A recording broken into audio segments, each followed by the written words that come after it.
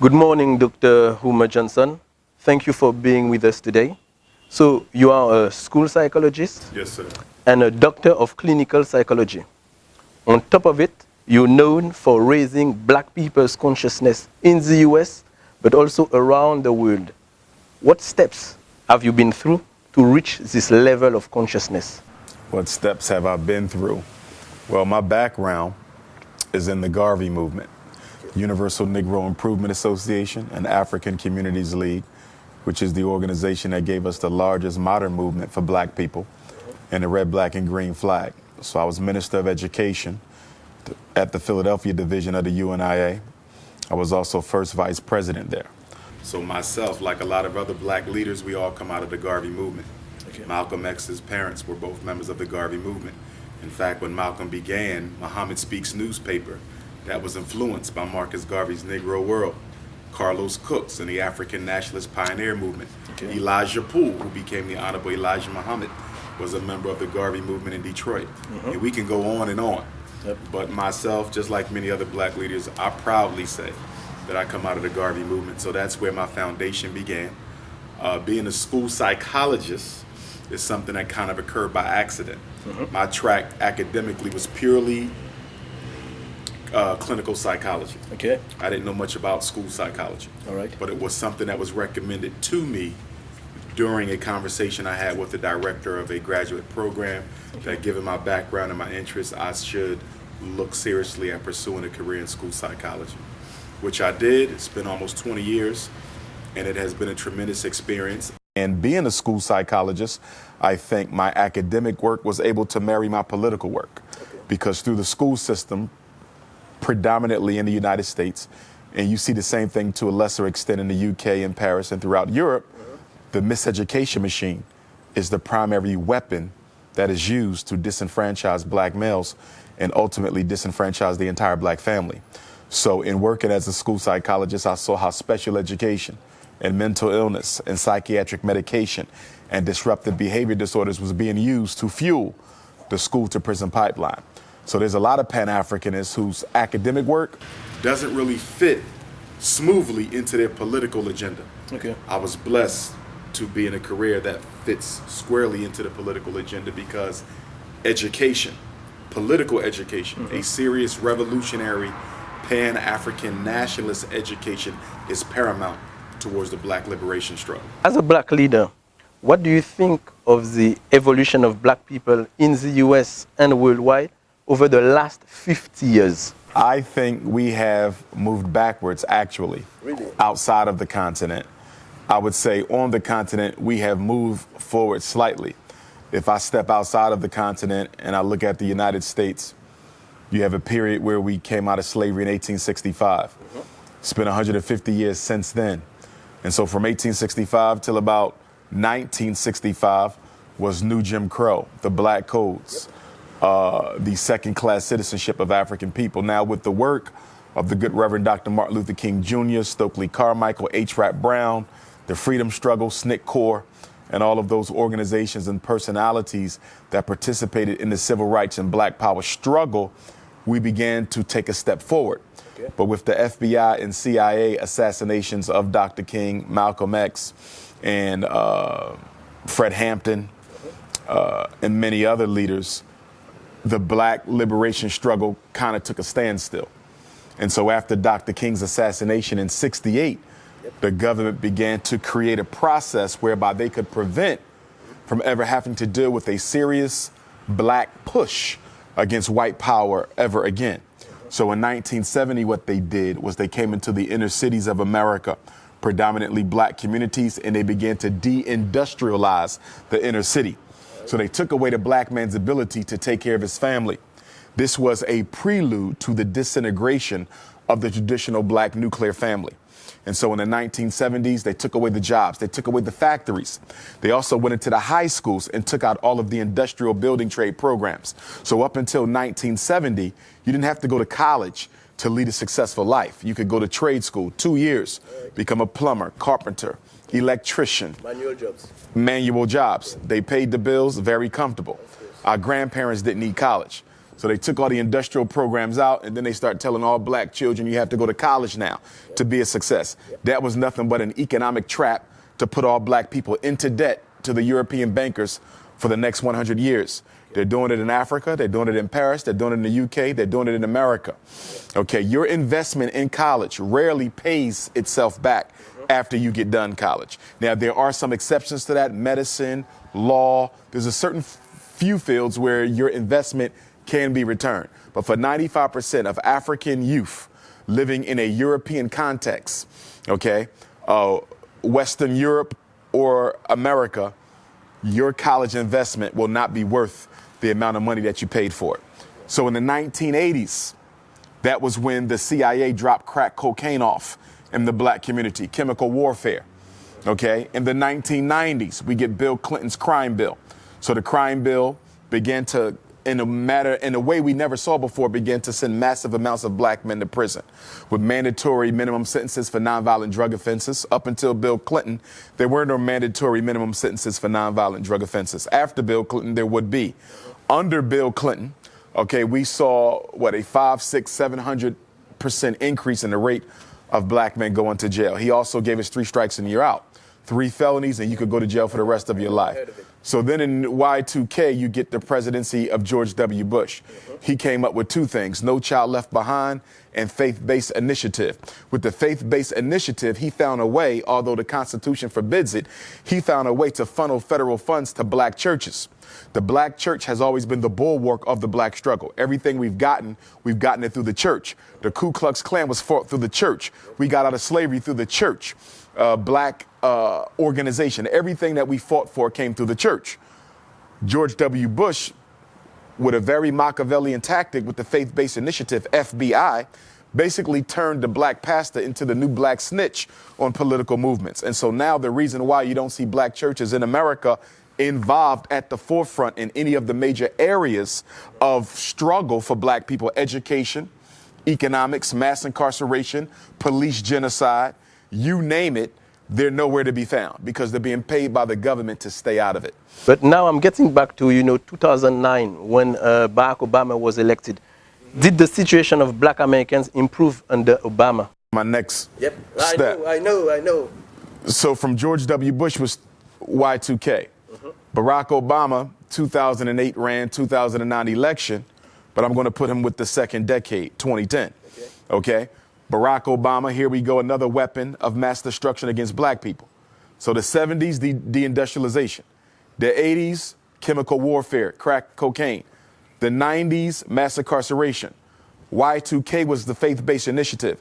But along with Y2K came No Child Left Behind, which would see to it that record numbers of black children in America would not get high school diplomas. Because under No Child Left Behind, even if your child is classified as learning disabled and they receive special ed service, they still have to take the same graduation tests that non-disabled children must take. So as a result of that, you have hundreds of thousands of black children who have spent 12 years in school who will not get a diploma because the special ed program did not prepare them for that. So once again, you have the proliferation of mass incarceration. 2010, Barack Obama, which was probably the most disastrous weapon of them all. Really? Because it's the only one where black people was led into believing that they would actually benefit from it. So with Barack Obama, you have tokenism, a black face out front, which is something America has always done, which is why I was so upset at my people for buying into something that they have always used against us. So with Barack Obama was put in office for 2 reasons. One was domestic, one was international. Every president of America is given a domestic mandate and an international mandate. Barack Obama's international mandate was to make Africa and its resources safe again for Western exploitation, in particular through the AFRICOM program of putting United States military bases within African soil geographically located close to places with high levels of mineral reserve.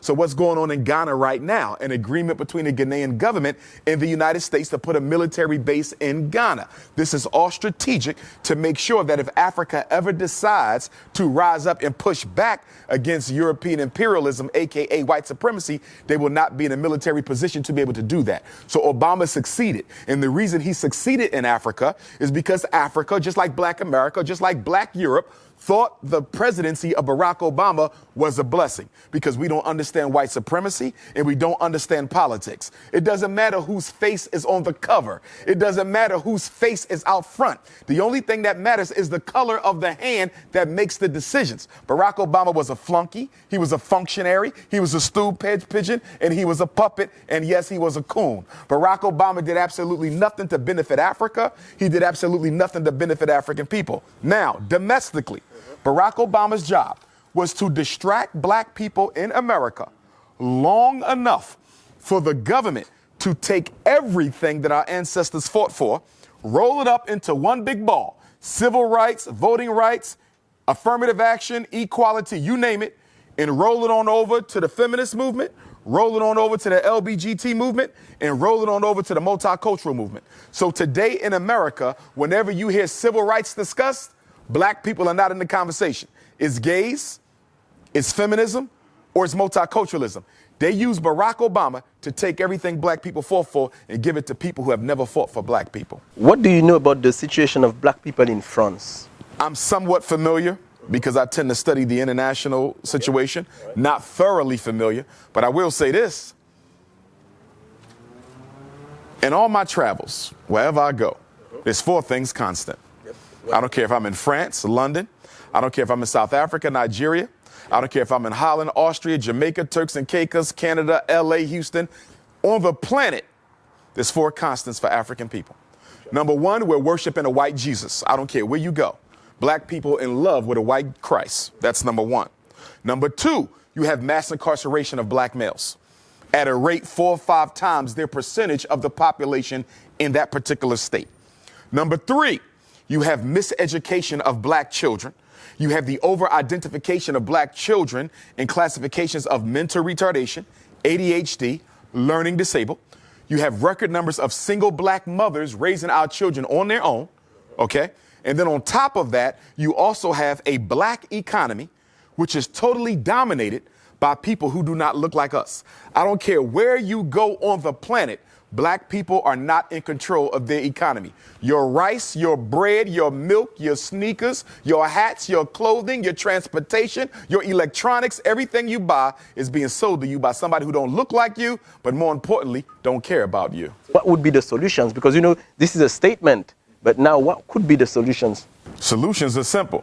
And the solution hasn't changed since Marcus Garvey articulated it over 100 years ago. And the solution is independence in all areas of human endeavor. The solution for African people is no different than the solution for Chinese people. The solution for African people is no different than the solution for the French people. It's the same. It's no secret. It's not hidden under a rock. We have to do what everyone else has done, and as build ourselves up independently, economically, educationally, spiritually, socially, politically. We must become a power base, which we are not, as we are today, with all of our doctors, with all of our college-educated folks, with all of our Black capitalistic business owners who are only looking to get rich themselves, but do nothing to raise the general economic condition of Black people. We are still a race of dependence.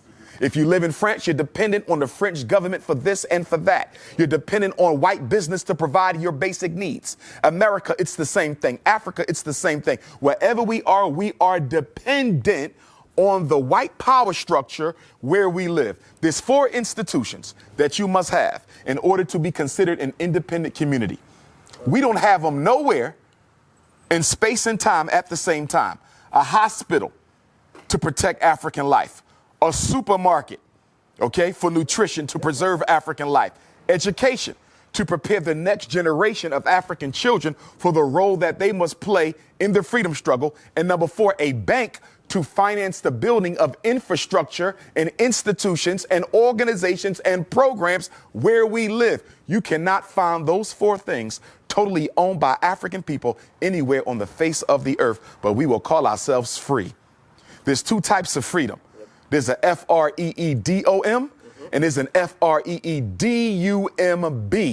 White people have the freedom. We have the freedom because we're too politically uneducated to recognize that it doesn't matter if you can drive a Mercedes. It doesn't matter if you can live in a white suburb. It doesn't matter if your black child can go to a white school. At the end of the day, what do you control? What do you own? What do you produce? What do you distribute? Marcus Garvey said, a race without power and authority is a race without respect. A race that doesn't respect itself automatically forfeits the respect of other people. So you say, where did we begin? Two things: education and economics. It's going to be hard to break the psychological chains of slavery as long as just about everyone in this room went to a white school to get their education, a white public school to get that education. And what is the function of public education? Whether it's UK, France, Austria, Germany, USA, it doesn't matter. The purpose of education for African children in a European context is to teach the African child that you are second place, and that is where you will always stay. And the only way you can rise above it is if we give you permission to rise above it. The education system's job is to make sure black children never come to believe that they have a right to replace the white boy being in control. That was the next question I was going to ask you, because, you know, when we speak about African Americans, do you think that African Americans are truly and deeply aware of their African roots? Well, I don't think that's a question just for African Americans.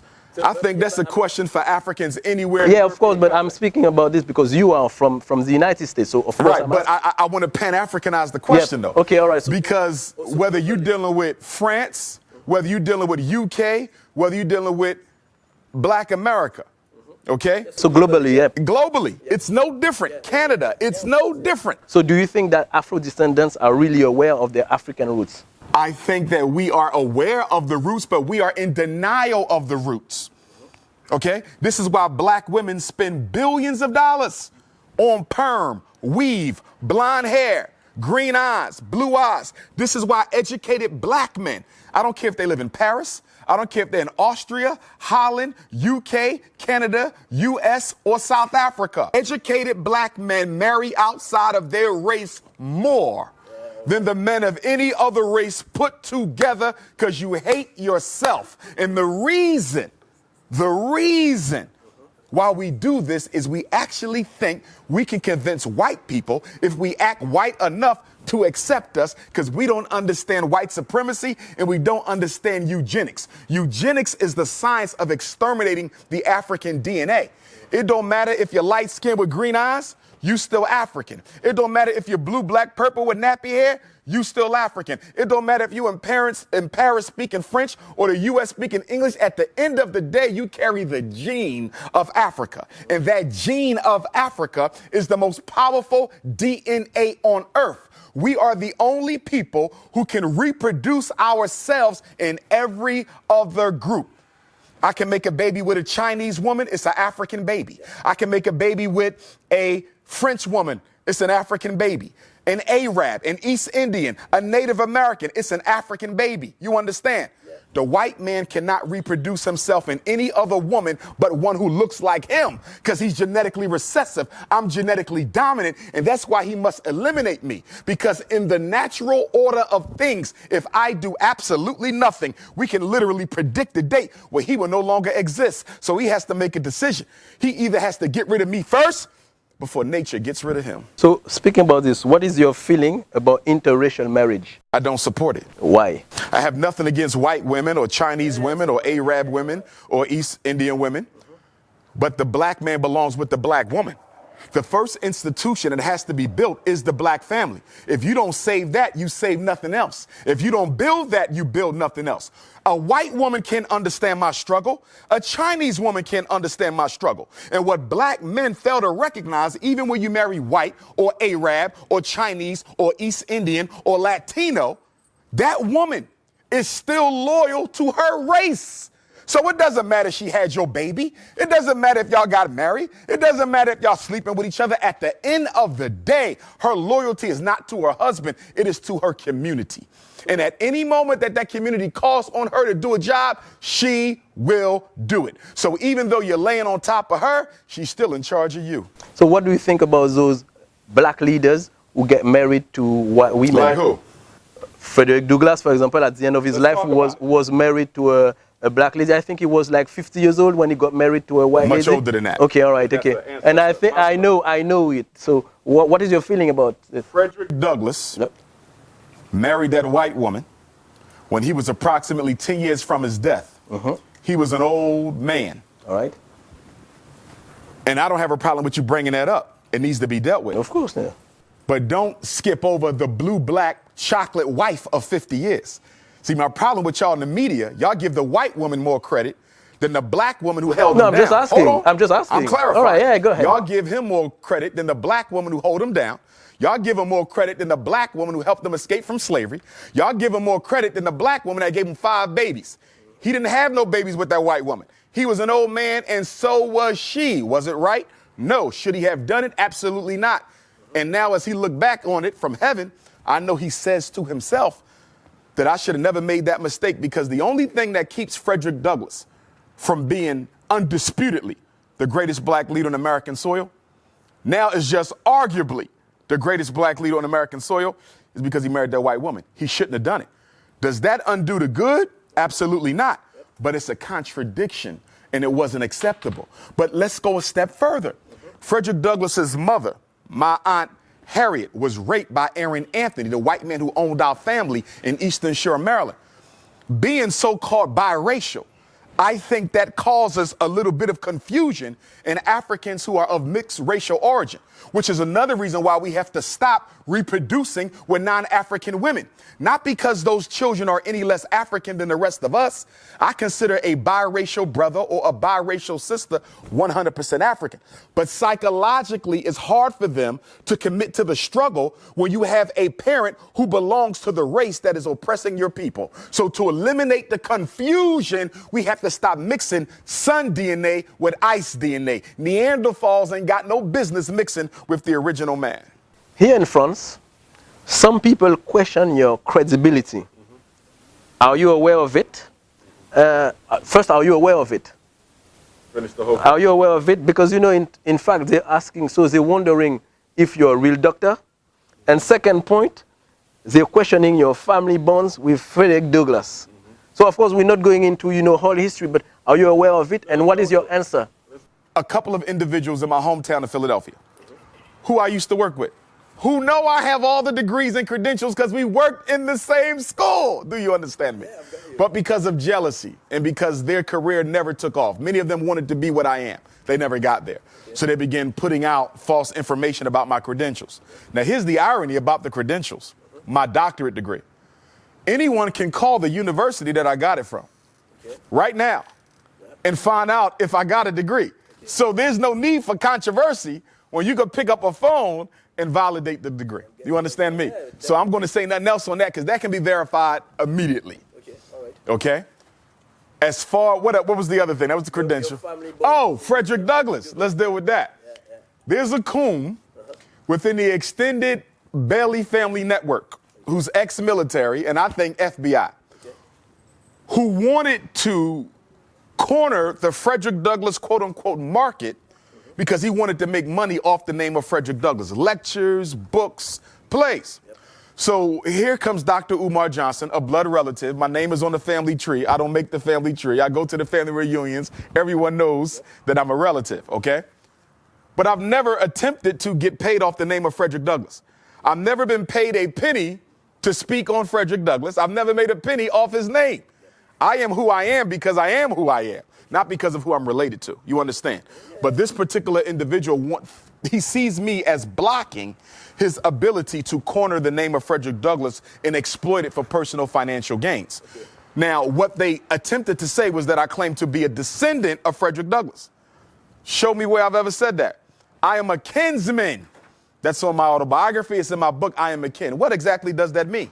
That means Frederick Douglass, and you can read this in his narrative of the life, He grew up on Tuckahoe Creek with a cousin, Stephen. Okay. Cousin Stephen is my 4-time great-grandfather. Stephen Henry Bailey. Okay? I'm his 4 times great-grandson. So Frederick Douglass becomes an uncle/cousin because the 2 sisters, my grandmother Betsy and Frederick's mom Harriet, was raped by the slave master. Okay? And of course, because they were sisters, then naturally the children are cousins. So Frederick and Stephen are a half-brother, first cousin relationship, which makes Frederick Douglass to me a cousin as well as an uncle. Now, some people would still dispute whether the slave master was the dad. The proof I've seen is conclusive. But let's say they dispute that. Give them that argument. I'm still a kinsman because he was first cousin to my grandfather, and they grew up together, and he's the only cousin he mentions by name. Well, there's a few others, but he's the main cousin he mentions by name in his autobiographies. And all this is documented. Anybody can contact the family. See, that's another thing. I don't have to argue that. Pick up the phone, contact the Bailey family, and get your answer. So none of this has to be controversial because there's sources that can validate this beyond Dr. Umar Johnson. But put it to the side. If I had no doctorate, if I wasn't related to the greatest black leader in American history, I'm still the most significant school psychologist in American history. I'm still one of the most significant Pan-Africanists since Marcus Garvey. I'm still the most requested black scholar on the face of the earth, all 7 continents. I've still done more to raise black consciousness on this planet than almost anybody you can name. So put that to the side. You still got to deal with me for what I've done, not for who I come from. Facts. Okay. All right. Speaking about Africa, what relations do you have with Africa? Oh, I have good relations with Africa. I normally do a tour in South Africa, 30 days, 30 nights every year. Didn't do it last year, but I'm looking at doing it in 2019.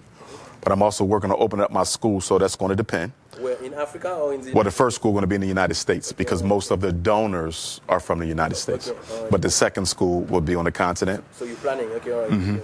Okay. We do a group tour to Africa every summer, 2 weeks. Okay. This will be the 5th one consecutively. We're doing Egypt and Ethiopia. Okay. And that Pan-African tour, which I call FDMG, Frederick Douglass Marcus Garvey, seeks to acquaint brothers and sisters from the West with their roots on the continent. Let's see, I have relationships with Kenya, Malawi, South Africa, Senegal, Nigeria, Ethiopia, Morocco, Togo, Benin, just about everywhere. I keynoted a Pan-African conference in 2016 at the University of Kenyatta in Nairobi, which was attended by African organizing youth from about 45 different countries. It's probably the most significant lecture I gave because it was given to leaders in nearly every African country simultaneously in the same space and time. So I'm well known on the African soil. I speak in Africa on a regular basis. I have Angola coming up as a place that I'll be going to really soon, and South Africa, June 15th for National Youth Day. I should be speaking there as well. So it's a second home. It's the first home and it's the second home. All right, okay. Thanks a lot. Take care of yourself. Thank you. All right? All right. All right, okay.